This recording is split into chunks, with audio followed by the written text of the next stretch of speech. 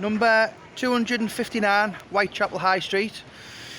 That shop, just directly as you're looking at. I obviously love all my history. I probably know more about Jack the Ripper than I do with Paul Sykes and Lee Duffy put together.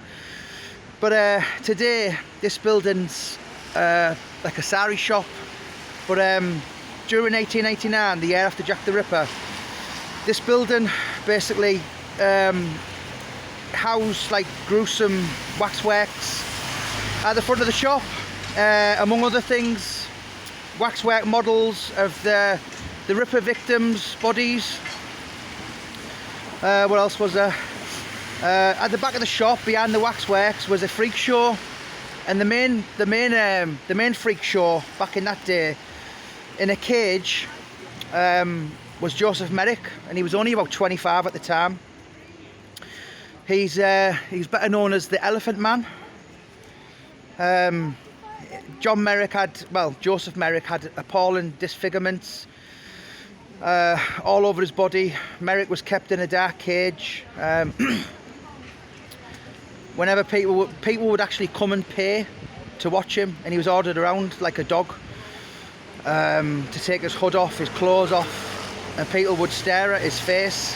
He'd stand naked in front of the crowd. He'd stand at the front of the shop to entice people to come in, a bit like a prostitute. There was actually even a picture out, like, at that shop to kind of bait customers, if you like. Luckily for John Merrick, the freak show directly opposite, which I'll show you, is the Royal London Hospital, and yeah, what was his name again? It was a guy called Dr. Treves, I think. He was a famous pathologist. I can't pronounce that name. Pathologist. I think Anthony Silence of the Lambs bloke played him in a film, and he actually bought Merrick. Merrick was kind of classed. It was very sad, actually. He was kind of classed as like an imbecile. Very sad, lonely life.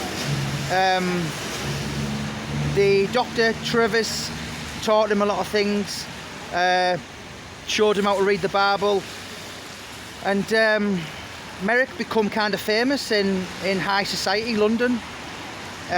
Even the Prince of Wales visited him in his private bedroom, which was just over there.